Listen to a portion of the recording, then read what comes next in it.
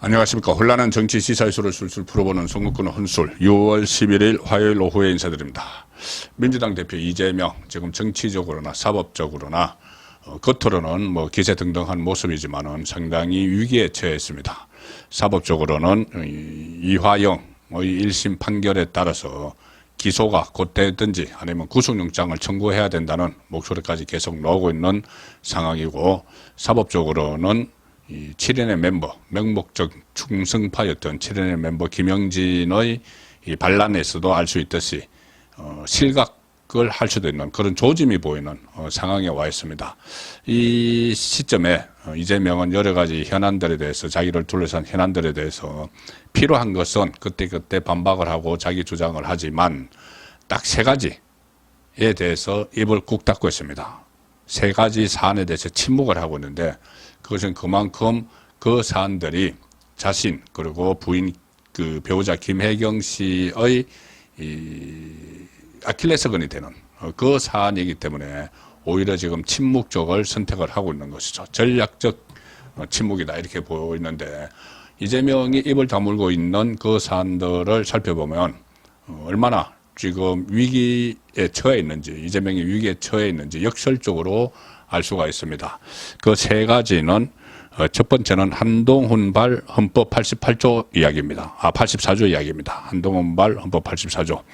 그리고 이화영의 중형이 하나 있고, 나머지 하나는 김정숙 리스크. 김정숙, 문재인의 배우자 김정숙 리스크에 대해서도 입을 꾹 다물고 있죠. 전략적 침묵이다. 치명상을 가할 수 있는 대목들이라서 전략적 침묵을 하고 있다 이렇게 보이는데, 먼저 한동훈 발 헌법 84조, 이것은 한동훈 전 비대위원장이 이재명을 겨냥을 해서 연 사흘째, 어제 오늘 연 사흘째 정밀 타격을 하고 있는 내용입니다. 우리나라 헌법 84조에 현직 대통령은 내란이나 외환의 죄를 제외하고는 불소추 특권을 갖는다 이렇게 돼 있죠. 그래서 이제 소추 문제가 새로운 재판을 시작하지 못한다는 뜻이지, 지금까지 해왔던 재판은 대통령이 되어서도 계속 할 수 있다. 자, 이거 상당히 중요한 대목을 한동훈이 짚은 것이죠. 지금 이재명의 전략은 모든 재판들이 대법원 확정 판결이 대선 전에 나오지 않도록 해서 대통령이 되면은 셀프 사면하겠다는 건데, 대통령이 돼도 새로운 그 사건에 대해서 기소를 하지 못할 뿐이지, 지금 기존에 받고 있는 현재 3개의 재판, 앞으로 4개, 5개 될 텐데 그 재판들은 계속 진행이 된다. 그러면은 대법원 확정 판결이 대통령 재임 중이라도 되면은 대통령직을 내려놔야 되고 보궐선거가 치러진다. 그럼 보궐선거에 엄청난 국력 낭비가 일어난다. 자, 이런 논리를, 새로운 이재명의 리스크를 한동훈이 화두로 던졌죠. 자, 그래서 이재명 이렇게 되면은 이재명 손절론이 민주당 안에서 일어날 수가 있습니다. 대통령 선거에 나가는 것도 좀 불투명한 상황인데, 만약에 대통령이 돼서 그때 현직 대통령의 이 재판 리스크로 이 대통령직에서 내려오게 되면은 보궐선거가 치러지면은 그때는 다시 정권을 이어가기 어렵죠. 그래서 이재명에 대한 손절론이 일어날 수 있는 그 헌법 84조 논쟁입니다. 여기에 대해서 이재명은 지금 철저하게 무시하는 전략을 펴고 있는데, 아예 그 외면을 하고 있죠. 그때 처음에 총선 때 한동훈이 등장을 해서 한동훈이 계속 이재명에게 공격을 했죠. 이재명을 상대로 공격을 했죠. 이제 선거 프레임을 한동훈 대 이재명 구도로 만들기 위해서. 근데 이재명은 그때 윤석열 대통령과 본인의 구도를 만들기 위해서 계속 외면을 했습니다. 한동훈의 공격을 외면을 했는데, 지금은 그것과는 또 다른 차원에서 못 들은 척하고 있는 겁니다. 치명적인 약점이 될 수가 있으니까는 그 헌법 84조가 이재명의 대권 가도를 가로막는 치명적인 약점이 될 수가 있으니 아예 건들지 않는 겁니다. 키워서 좋을 게 없겠죠. 그래서 논쟁에 뛰어들지 않는 그런 상황이지만, 오늘 아침에 조간신문들을 봐도 전부 다 이 문제를 다루고 있습니다. 헌법학자들이 찬반 양론으로 나눠져 있지만, 어쨌든 국민 여론이 이재명이 대통령이 되더라도 보궐선거가 치러질 수 있다. 그렇게 되면은 수천억, 수조 원의 비용이 낭비되고 또 막대한 인력도 더 투입이 돼야 되기 때문에 국가적 손실이다. 이런 인식이 확산되면은 이재명은 설 땅이 없어집니다. 그때까지 본인이 사법 리스크를 뚫고 버티고 있을지, 대선에 출마할 수 있을지도 모르지만은 대선에 대통령이 되고 나서도 그런 리스크를 안고 있다고 하면 손절이 일어나겠죠. 좌파 진영 안에서도 그럴 겁니다. 그래서 그런 위험을 알기 때문에 지금 이재명은 이 문제에 끼어들지 않고 침묵을 지키고 있습니다. 이화영이 징역 9년 6개월 중형을 받았죠. 여기도 이재명은 전략적으로 침묵을 하고 있습니다. 오세훈 서울시장 같은 경우는 이런 순간 침묵은 검이 아니라 비겁이다. 이렇게 직격탄을 또 날리기도 했는데 처음에 이화영 선고가 내려질 때 이재명은 본인의 재판을 받고 있었죠. 그런데 대장동 재판을 받고 있는데 재판 중에 뭐 일반 피고인들은 좀 할 수 없는 일인데 이 휴대전화를 보면서 한 5분 동안 이 침통한 표정을 지었다.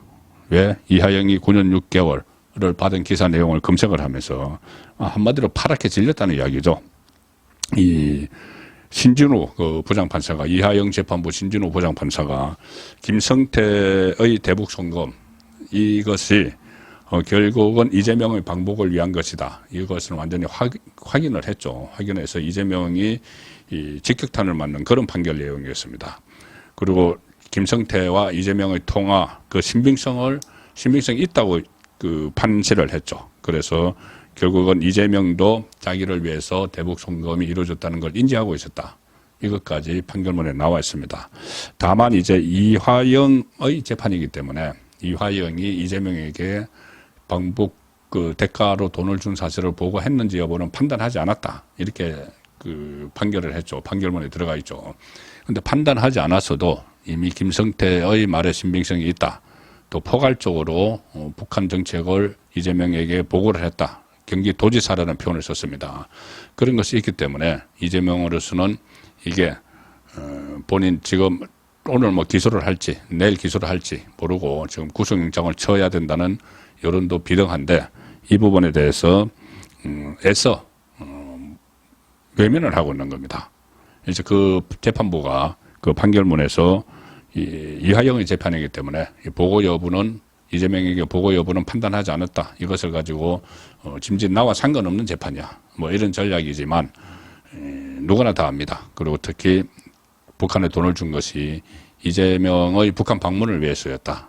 이것은 살해금이라는 표현까지 썼죠. 살해금이라는 표현을 썼기 때문에 이재명은 빠져나갈 수 없음에도 워낙 본인에게 치명상을 줄 문제이기 때문에 이 역시 침묵을 지키는 걸로 대응을 하고 있는 겁니다. 속으로는 복잡하겠죠. 이걸 어디까지 내 입장을 밝혀야 될지. 그리고 참모들하고 막 수기도 하고 있을 겁니다. 이 부분에 대해서. 그리고 또 침묵을 지키는 세 번째 것. 김정숙 사법 리스크. 아침에 제가 전해드린 대로 이것이 김정숙에 대한 타지마할 관련 수사가 형사 1부에 있다가 서울중앙지검 형사 1부에 있다가 형사 2부로 배당이 돼서 본격적으로 수사가 진행이 됩니다. 그리고 국민의힘 윤상현 의원 같은 경우는 김정숙 종합특검도 발의를 한 상태죠. 자, 그래서 친문들이 일제히 나서서 보호막을 치고 있습니다. 김정숙에 대해서. 그때 문재인 수사와 관련해서 친문 27명이 기자회견까지 열었죠. 그때도 이재명을 비롯해서 아무도 거기에 대해서 가세를 해주지 않았습니다. 친문이 하는데 친명에서 가세를 하지 않았죠. 그리고 최근에도 도종환, 또 김정숙 방어를 하느라고 윤건영, 고민정 이렇게 친문들과 같이 모여서 기자회견까지 하면서 타지마할 그 방어하느라고 애를 막 썼는데 거기에 대해서도 이재명은 그냥 강 건너 불구경하듯 아무런 반응을 내놓지 않고 민주당 친명 의원들도 여기에 대해서 일절 언급을 안 합니다. 같은 좌파 진영인데 그래서 이 좌파 진영 안에서는 너무하는 것 아니냐 이런 이야기까지 나오지만 이재명은 이 문제를 건들지 않습니다. 건들면 벌집이죠. 왜? 이게 이 김혜경 사법 리스크와도 연결이 돼버립니다. 김건희 리스크 이렇게 하는 게 이제 김정숙 리스크 나왔고 김혜경 리스크도 계속 이야기가 나오고 있죠. 법인카드부터 시작해서 최근에는 관용차 사적 유용 이런 문제까지 불거져 있기 때문에 이 김정숙 리스크가 이 화두가 되고 이슈가 되면은 김혜경도 같이 이슈가 될 수가 있기 때문에 의도적으로 지금 차단하기 위해서 김정숙 부분에 대해서 아예 언급을 피해버리는 자, 그런 상황이 되고 있습니다. 결국 이제 이재명이 침묵을 하고 있는 이 세 개의 사안, 한동훈발 헌법 84조, 법원발 이화영 중형선고, 그리고 이 김정숙에 대한 특검 또는 그 수사 본격화, 이 문제는 이 세 가지 문제에 대해서 이재명이 침묵을 하고 있는데 다른 데 대해서는 이런저런 막 그 방어 논리를 펴면서 여기 침묵하는 이유는 결국은 본인의 아킬레스건이 그 세 가지이기 때문이다. 본인과 배우자 김혜경을 포함해서. 자, 그래서 전략적 선택을 하면서 입을 닫고 있다. 자, 지금까지는 이게 전략적 선택으로 입을 닫고 있지만은 과연 이게 계속 그렇게 할 수가 있을까? 이제 헌법 84조 문제도 본격적으로 논쟁이 시작이 되고 또 이하영 중형에 따라서 이제 기소를 하든지 곧 할 테고 구속영장은 지금 치지 않는 분위기 같습니다. 그러면 본인이 입장을 안 밝힐 수가 없죠. 김정숙 이 특검도 결국은 이것과 상관없이 김혜경 씨에 대한 수사가 또 본격화되면은 이 부분도 계속 침묵은 할 수가 없는 겁니다. 그런데 어쨌든 지금 입을 다물고 있는 이 세 가지 사안이 이재명의 아킬레스건이다. 그렇게는 말씀을 드릴 수가 있습니다. 송국근의 혼술이었습니다.